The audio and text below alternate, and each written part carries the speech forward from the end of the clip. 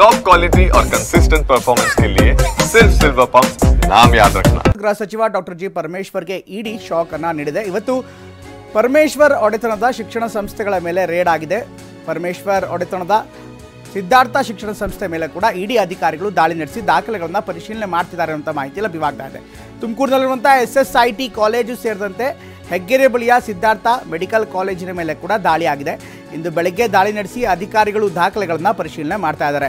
ಗೃಹ ಸಚಿವ doctor G ಪರಮೇಶ್ವರ್ಗೆ ಇಡಿ ಈಗ ತನಿಖೆಯನ್ನು ಎದುರಿಸಬೇಕಾದಂಥ ಒಂದು ಪರಿಸ್ಥಿತಿ ಬಂದಿದೆ. ಈಗಾಗಲೇ ಅವರ ಒಡೆತನದ ಸಿದ್ಧಾರ್ಥ ಶಿಕ್ಷಣ ಸಂಸ್ಥೆಗಳ ಮೇಲೆ ಇಡಿ ಇವತ್ತು ದಾಳಿ ಮಾಡಿದೆ ಅನ್ನುವಂಥ ಮಾಹಿತಿ ಲಭ್ಯವಾಗ್ತಾ ಇದೆ. ತುಮಕೂರಿನಲ್ಲಿರುವಂಥ SSIT ಕಾಲೇಜು ಹಾಗೆ ಹೆಗ್ಗೆರೆ ಬಳಿಯ ಸಿದ್ಧಾರ್ಥ ಮೆಡಿಕಲ್ ಕಾಲೇಜಿನ ಮೇಲೆ ಕೂಡ ಇಡಿ ದಾಳಿ ಆಗಿದೆ ಅನ್ನುವಂಥ ಮಾಹಿತಿ ಲಭ್ಯವಾಗ್ತಾ ಇದೆ. ಹಿಂದೆ 4 ವರ್ಷದ ಹಿಂದೆ IT ದಾಳಿ ಕೂಡ ಆಗಿತ್ತು. ಇದೇ ಸಂದರ್ಭದಲ್ಲಿ ದಾಖಲೆಗಳ ಪರಿಶೀಲನೆ ಮಾಡಲಾಗಿತ್ತು. ಆಗ ಸ್ವಲ್ಪ ನೆಮ್ಮದಿಯ ನಿಟ್ಟುಸಿರನ್ನು ಗೃಹ ಸಚಿವರು ಬಿಟ್ಟಿದ್ದರು. ಈಗ ಇಡಿ ದಾಖಲೆ ಪರಿಶೀಲನೆ ಮಾಡ್ತಾ ಇರುವಂಥದ್ದು ಅಥವಾ ಇಡಿ ಎಂಟ್ರಿ ಕೊಟ್ಟಿರುವಂಥದ್ದು ಸಹಜವಾಗಿ ಸಾಕಷ್ಟು ಪ್ರಶ್ನೆಗಳಿಗೆ ಕಾರಣವಾಗ್ತಾ ಇದೆ. ಇನ್ನು ಪರಮೇಶ್ವರ್ಗೆ ಇಡಿ ಶಾಕ್ ಕೊಟ್ಟಿರೋ ಬಗ್ಗೆ ಇವತ್ತು ಬೆಳ್ಳಂಬೆಳಗ್ಗೆ ಅಧಿಕಾರಿಗಳ ತಂಡ, ಪ್ರಮುಖವಾಗಿ ದೆಹಲಿಯಿಂದ ಬಂದಿರುವಂಥ ಅಧಿಕಾರಿಗಳು ನೇರವಾಗಿ ಶಿಕ್ಷಣ ಸಂಸ್ಥೆಗಳಿಗೆ ತೆರಳಿ ಅಲ್ಲಿದ್ದಂಥ ದಾಖಲೆಗಳನ್ನು ಪರಿಶೀಲನೆ ಮಾಡ್ತಾ ಇರುವಂಥ ಮಾಹಿತಿ ಲಭ್ಯವಾಗ್ತಾ ಇದೆ.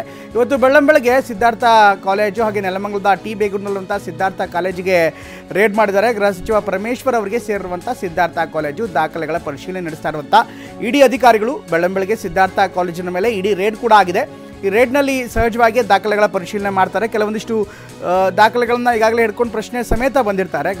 ಗೃಹ ಸಚಿವ ಪರಮೇಶ್ವರ್ ಅವ್ರಿಗೂ ಕೂಡ ಈಗಾಗಲೇ ಸಿದ್ಧಾರ್ಥ ಕಾಲೇಜನ್ನು ಮುನ್ನಡೆಸ್ತಾ ಇದ್ದಾರೆ. ಹಿಂದೆ ಅವರ ಸೋದರ ಮುನ್ನಡೆಸ್ತಾ ಇದ್ದರು. ಅವರ ಸೋದರ ಈಗ ಕಾಲಾತೀತವಾದ್ಮೇಲೆ ಈಗ ಅವರೇ ಈಗ ಅದರ ಇನ್ಚಾರ್ಜ್ ಕೂಡ ಆಗಿದ್ದಾರೆ. ಹೀಗಾಗಿ ಈ ಎಲ್ಲ ತನಿಖೆಗಳು ಏನಾಗ್ತಾ ಇದೆ, ಹಿಂದೆ IT ದಾಳಿ ಕೂಡ ಆಗಿತ್ತು. ಆ ಸಂದರ್ಭದಲ್ಲಿ IT ಇಲಾಖೆಯವರು ಕೂಡ ಸಹಜವಾಗಿ ಕೆಲವೊಂದಿಷ್ಟು ಪ್ರಶ್ನೆಗಳನ್ನು ಮಾಡಿದರು. ಅದಾದ ಬಳಿಕ ಅದು ಸ್ವಲ್ಪ ಸರಿ ಹೋಗಿತ್ತು. ಈಗ ಮತ್ತೆ ಇಡಿ ಎಂಟ್ರಿ ಕೊಟ್ಟಿದೆ. ಈಗ ಸಹಜವಾಗಿ ಸಾಕಷ್ಟು ಪ್ರಶ್ನೆ ಆಗುತ್ತೆ. 2019ರಲ್ಲಿ IT ದಾಳಿ ಆಗಿತ್ತು. ಶಿಕ್ಷಣ ಸಂಸ್ಥೆಗಳ ಮೇಲೆ ರೇಡ್ ಮಾಡಿ ಪರಿಶೀಲನೆ ಮಾಡಲಾಗಿತ್ತು.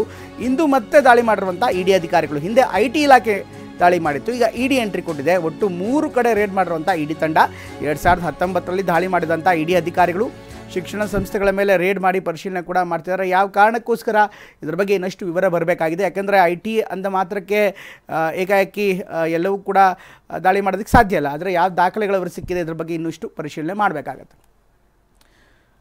ರೈಟ್, ಈ ಬಗ್ಗೆ ಇನ್ನಷ್ಟು ಹೆಚ್ಚಿನ ವಿವರವನ್ನು ಕೊಡ್ತಾರೆ ನಮ್ಮ ಪ್ರತಿನಿಧಿ ಸುನಿಲ್ ನೇರ ಸಂಪರ್ಕದಲ್ಲಿ ಜಾಯ್ನ್ ಆಗ್ತಾರೆ. ಸುನಿಲ್, ಎಲ್ಲ ಡೆವಲಪ್ಮೆಂಟ್ಗಳನ್ನು ನೋಡ್ತಾ ಇದ್ದರೆ ಸಹಜವಾಗಿ ಕೆಲವೊಂದಿಷ್ಟು ಪ್ರಶ್ನೆಗಳು ಉದ್ಭವ ಆಗುತ್ತೆ. ಈಗ ಇಡಿ ಎಂಟ್ರಿ ಕೊಟ್ಟಿರುವಂಥದ್ದು, ಹಿಂದೆ ಇಡಿ ಮತ್ತು IT ದಾಳಿಗೆ ಸಂಬಂಧಪಟ್ಟಂತೆ ಕಾಂಗ್ರೆಸ್ ನಾಯಕರು ಕೂಡ ಆರೋಪ ಮಾಡ್ತಾ ಇದ್ರು, ಪ್ರಮುಖವಾಗಿ ರಾಜಕೀಯ ದುರುದ್ದೇಶಕ್ಕೆ ಅಂತ.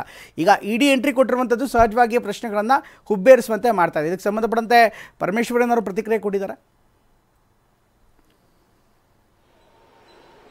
ಪ್ರಮೋದ್, ಸದ್ಯಕ್ಕೆ ಪರಮೇಶ್ವರ್ ಅವರು ಅವರ ನಿವಾಸದಿಂದ ಖಾಸಗಿ ಕಾರ್ಯಕ್ರಮ ನಿಮಿತ್ತ ಹೊರಗಡೆ ತೆರಳಿದ್ದಾರೆ ಅನ್ನೋ ಮಾಹಿತಿ ಕೂಡ ಲಭ್ಯವಾಗಿದೆ. ಇನ್ನು ಪರಮೇಶ್ವರ್ ಒಡೆತನಕ್ಕೆ ಸೇರಿದಂತ ಸಿದ್ಧಾರ್ಥ ಕಾಲೇಜ್ ಮತ್ತೆ ಸಿದ್ಧಾರ್ಥ ಮೆಡಿಕಲ್ ಕಾಲೇಜ್ ಎಂದೇ ಅದರ ಮೇಲೆ 3 ಕಡೆ ಈಗಾಗಲೇ ಇಡಿ ದಾಳಿ ಆಗಿದೆ. ದಾಳಿಯಾಗಿ ಇಡಿ ಅಧಿಕಾರಿಗಳು ಪರಿಶೀಲನೆಯನ್ನು ಕೂಡ ನಡೆಸ್ತಾ ಇದ್ದಾರೆ. ಯಾಕೆಂದ್ರೆ ಒಂದಷ್ಟು ದಾಖಲೆಗಳನ್ನ ಮಾಹಿತಿಗಳನ್ನ ಕೂಡ ಕಲೆ ಹಾಕ್ತಿದ್ದಾರೆ ಅನ್ನೋ ಮಾಹಿತಿ ಕೂಡ ಲಭ್ಯವಾಗಿದೆ. ಯಾವ ಕಾರಣಕ್ಕಾಗಿ ಒಂದು ದಾಳಿ ಆಗಿದೆ ಅಂತ ಹೇಳಿ ಸ್ಪಷ್ಟವಾಗಿ ಇನ್ನೂ ಕೂಡ ಮಾಹಿತಿ ಗೊತ್ತಾಗಿಲ್ಲ. ಇನ್ನಷ್ಟೇ ಮಾಹಿತಿ ಗೊತ್ತಾಗಬೇಕಾಗುತ್ತೆ. ಈ ಹಿಂದೆ ಕೂಡ IT ದಾಳಿ ಕೂಡ ಆಗಿತ್ತು. 2016ರಲ್ಲಿ ಅವರು ಉಪಮುಖ್ಯಮಂತ್ರಿ ಇದ್ದಂಥ ಸಂದರ್ಭದಲ್ಲಿ ಪರಮೇಶ್ವರ್ ಅವರ ಒಡೆತನದ ಸಿದ್ಧಾರ್ಥ ಕಾಲೇಜು ಮೆಡಿಕಲ್ ಕಾಲೇಜ್ ಮೇಲೆ IT ದಾಳಿ ಕೂಡ ಆಗಿತ್ತು. ಆ ಒಂದು ಸಂದರ್ಭದಲ್ಲಿ ಸಾಕಷ್ಟು ರಾಜಕೀಯ ಆರೋಪಗಳು ಕೂಡ ಕೇಳಿ ಬಂದಿತ್ತು. ಉದ್ದೇಶಪೂರ್ವಕವಾಗಿ ಕೇಂದ್ರ ಸರ್ಕಾರ ನಮ್ಮನ್ನ ಈ ಒಂದು ರಾಷ್ಟ್ರೀಯ ತನಿಖಾ ಸಂಸ್ಥೆಗಳನ್ನ ಬಳಸಿಕೊಂಡು ನಮ್ಮನ್ನು ಹತ್ತಿಕ್ಕುವಂತ ಪ್ರಯತ್ನವನ್ನು ಮಾಡ್ತಾ ಇದೆ ಅಂತೇಳಿ ರಾಜಕೀಯ ಜಟಾಪಟಿ ಕೂಡ ಆಗಿತ್ತು. ಈಗ ಒಂದು ಮುಂದುವರೆದ ಭಾಗವಾಗಿ ಈಗ ಮತ್ತೆ ಗೃಹ ಸಚಿವ ಪರಮೇಶ್ವರ್ ಅವರ ಒಡೆತನಕ್ಕೆ ಸೇರಿದಂತ ಸಿದ್ಧಾರ್ಥ ಮೆಡಿಕಲ್ ಕಾಲೇಜ್ ಆಗ್ಬೋದು, ಸಿದ್ಧಾರ್ಥ ಇಂಜಿನಿಯರಿಂಗ್ ಕಾಲೇಜ್ ಆಗ್ಬೋದು, ಮತ್ತೆ 3 ಕಡೆಯಲ್ಲಿ ದಾಳಿ ಕೂಡ ಆಗಿದೆ. ಅದಕ್ಕೆ ಸಂಬಂಧಪಟ್ಟಂತೆ ದಾಖಲೆಗಳು ಕೂಡ ಈಗಾಗಲೇ ಕಲೆ ಆಗ್ತಾರಂತು. ತುಮಕೂರು ಆಗ್ಬೋದು, ನೆಲಮಂಗಲ, ಈ ಒಂದು ಎರಡು ಕಾಲೇಜುಗಳಲ್ಲಿ ಮಾಹಿತಿಯನ್ನು ಕೂಡ ಕಲೆ ಆಗ್ತಿದ್ದಾರೆ ಇಡಿ ಅಧಿಕಾರಿಗಳು. ಸದ್ಯ ನಾನೀಗ ಗೃಹ ಸಚಿವರ ಒಂದು ಖಾಸಗಿ ನಿವಾಸದಲ್ಲಿ ಇದ್ದೀನಿ, ಸದಾಶಿವನಗರದಲ್ಲಿ. ಸದ್ಯ ಗೃಹ ಸಚಿವರು ಖಾಸಗಿ ಕಾರ್ಯಕ್ರಮಕ್ಕೆ ಪರಮೇಶ್ವರ್ ಅವರು ಕುಟುಂಬ ಸಮೇತ ತೆರಳಿದ್ದಾರೆ ಅನ್ನೋ ಮಾಹಿತಿ ಕೂಡ ಲಭ್ಯವಾಗಿದೆ. ಅವರು ಬಂದ ನಂತರದಲ್ಲಿ ಯಾವ ಕಾರಣಕ್ಕಾಗಿದೆ ಅನ್ನೋ ಮಾಹಿತಿ ಕೂಡ ಅವರೇ ಒಂದಷ್ಟು ಸ್ಪಷ್ಟವನ್ನು ಪಡಿಸಬೇಕಾಗುತ್ತೆ. ಮತ್ತೆ ಇಡಿ ಅಧಿಕಾರಿಗಳು ಯಾವ ಕಾರಣಕ್ಕಾಗಿ ಒಂದು ದಾಳಿ ಆಗಿದೆ ಅನ್ನೋದ್ರ ಬಗ್ಗೆ ಸ್ಪಷ್ಟತೆಯನ್ನು ಕೂಡ ಕೊಡಬೇಕಾಗುತ್ತೆ. ಈಗಾಗಲೇ ಅಧಿಕಾರಿಗಳು 3 ಕಡೆ ಅಂದ್ರೆ ಸಿದ್ಧಾರ್ಥ ಮೆಡಿಕಲ್ ಕಾಲೇಜ್ ಆಗ್ಬೋದು, ಇಂಜಿನಿಯರಿಂಗ್ ಕಾಲೇಜ್ ಆಗ್ಬೋದು, ಅಂದ್ರೆ 3 ಕಡೆಯಲ್ಲೂ ಕೂಡ ಈಗಾಗಲೇ ಎಲ್ಲಾ ರೀತಿಯಾದ ದಾಖಲೆಗಳನ್ನ ಪರಿಶೀಲನೆ ಮಾಡ್ತಾ ಇದ್ದಾರೆ. ಅದು ಯಾವ ಕಾರಣಕ್ಕಾಗಿದೆ ಅನ್ನೋದು ಸ್ಪಷ್ಟವಾಗಿ ಇನ್ನೂ ಕೂಡ ಮಾಹಿತಿ ಗೊತ್ತಾಗಿಲ್ಲ ಪ್ರಮೋದ್. ಆ ಒಂದು ಹಿನ್ನೆಲೆಯಲ್ಲಿ ಪರಮೇಶ್ವರ್ ಅವರು ಕೂಡ ಖಾಸಗಿ ಕಾರ್ಯಕ್ರಮಕ್ಕೆ ತೆರಳಿದ್ದಾರೆ. ಅವರು ಬಂದ ನಂತರದಲ್ಲಿ ಇದರ ಬಗ್ಗೆ ಒಂದಷ್ಟು ಸ್ಪಷ್ಟತೆ ಕೂಡ ಸಿಗುವಂತ ಸಾಧ್ಯತೆ ಇದೆ. ಯಾಕೆಂದ್ರೆ ಹಿಂದೆ ಕೂಡ 2016ರಲ್ಲಿ IT ದಾಳಿ ಆಗಿತ್ತು. ಅದಾದ ನಂತರದಲ್ಲಿ ಮತ್ತೆ ಈಗ ಇಡಿ ದಾಳಿ ಆಗಿದೆ. ಒಂದಷ್ಟು ಎಜುಕೇಶನ್ ಇನ್ಸ್ಟಿಟ್ಯೂಟ್ಗಳ ಮೇಲೆ ದಾಳಿ ಆದಂತ ಸಂದರ್ಭದಲ್ಲಿ ಸೀಟ್ ಕೊಡುವಂತ ವಿಚಾರಗಳಲ್ಲಿ ಒಂದಷ್ಟು ಬೇರೆ ರೀತಿಯಾಗಿ ಒಂದಷ್ಟು ಗೊಂದಲಗಳಾಗಿರುತ್ತೆ. ಆ ಒಂದು ನಿಟ್ಟಿನಲ್ಲಿ ಬೇರೆ ಕಾರಣಗಳಿಗೆ ದಾಳಿಯನ್ನ ದಾಳಿಯನ್ನ ಮಾಡಿರ್ಬೋದು ಅನ್ನೋ ಮಾಹಿತಿ ಕೂಡ ಲಭ್ಯವಾಗಿದೆ.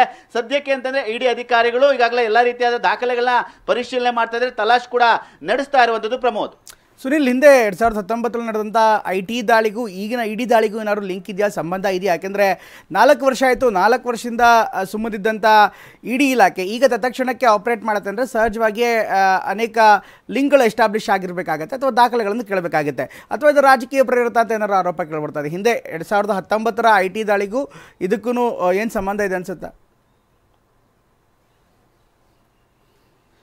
ಪ್ರಮೋದ್, ಈ ಹಿಂದೆ ಕೂಡ IT ದಾಳಿ ಆದಂತ ಸಂದರ್ಭದಲ್ಲಿ ಆಗೋ ಕೂಡ ಇದು ರಾಜಕೀಯ ಪ್ರೇರಿತ ಅನ್ನೋ ಒಂದು ಆರೋಪವನ್ನು ಕೂಡ ಪರಮೇಶ್ವರ್ ಅವರಾಗಬಹುದು, ಕಾಂಗ್ರೆಸ್ ನಾಯಕರು ಕೂಡ ಮಾಡಿದ್ರು. ಅದು ಮುಂದುವರೆದ ಭಾಗ ಅಂದ್ರೆ 4 ವರ್ಷಗಳಲ್ಲಿ ಮತ್ತೆ ಇಡಿ ದಾಳಿ ಆಗಿರುವಂತೂ ಎಲ್ಲೋ ಒಂದ್ ಕಡೆ ಒಂದಷ್ಟು ಲಿಂಕ್ ಇರುವ ಸಾಧ್ಯತೆಗಳು ಕೂಡ ಇರುವಂತೆ. ಯಾಕೆಂದ್ರೆ ಇಡಿ IT ಏನಂದ್ರೆ ಒಂದಷ್ಟು ಮಾಹಿತಿಗಳನ್ನ ಸಂಪೂರ್ಣವಾಗಿ ಕಲೆಕ್ಟ್ ಮಾಡಿ ಆ ನಂತರದಲ್ಲಿ ದಾಳಿ ನಡೆಸುವಂಥದ್ದು. ಹಾಗಾಗಿ ಆ ಒಂದು ದಾಳಿಗೂ ಇದಕ್ಕೂ ಒಂದು ದೊಡ್ಡ ಮಟ್ಟಿಗೆ ಲಿಂಕ್ ಇಲ್ಲ ಅಂದ್ರೂ ಕೂಡ ಸ್ವಲ್ಪ ಮಟ್ಟಿಗೆ ಲಿಂಕ್ ಇರುವಂತ ಸಾಧ್ಯತೆ ಕೂಡ ಇದೆ. ಇದು ರಾಜಕೀಯ ಪ್ರೇರಿತ ಅಂತೇಳಿ ಹಿಂದೆ ಕೂಡ ಗಂಭೀರವಾದಂತಹ ಆರೋಪಗಳನ್ನ ಕೂಡ ಕೇಂದ್ರ ಸರ್ಕಾರದ ಮೇಲೆ ಕಾಂಗ್ರೆಸ್ ನಾಯಕರು ಮಾಡಿದ್ರು. ಈ ಒಂದು ದಾಳಿ ಹಿಂದೆ ಗೃಹ ಸಚಿವ ಪರಮೇಶ್ವರ್ ಅವರ ಮೇಲೆ, ಪರಮೇಶ್ವರ್ ಒಡೆತನದ ಒಂದು ಸಿದ್ಧಾರ್ಥ ಎಜುಕೇಶನ್ ಟ್ರಸ್ಟ್ ಮೇಲೆ ಏನೋ ದಾಳಿ ಆಗಿದೆ. ಅದಕ್ಕೆ ಮುಂದೆ ರಾಜಕೀಯ ತಿರುವು ಪಡ್ಕೊಳ್ಳುತ್ತಾ ಕಾಂಗ್ರೆಸ್ ನಾಯಕರು ಯಾವ ರೀತಿಯಾಗಿ ಇದನ್ನ ಪ್ರತಿಕ್ರಿಯೆ ಕೊಡ್ತಾರೆ ಅಂತ ಕಾದ್ ನೋಡಬೇಕಾಗಿದೆ. ಈಗಷ್ಟೇ ಅಧಿಕಾರಿಗಳು ಕಳೆದ ಹೊತ್ತಿನಲ್ಲೂ ಕೂಡ ಈಗಾಗಲೇ ದಾಳಿ ನಡೆಸಿ ತಲಾಶ್ ಕೂಡ ನಡೆಸ್ತಾ ಇದ್ದಾರೆ, ದಾಖಲೆಗಳ ಪರಿಶೀಲನೆ ಕೂಡ ನಡೆಸ್ತಾ ಇರುವಂತದ್ದು. ಪ್ರಮೋದ್, ಥ್ಯಾಂಕ್ ಯು ಸುನೀಲ್ ಎಲ್ಲ ಮಾಹಿತಿಗಾಗಿ.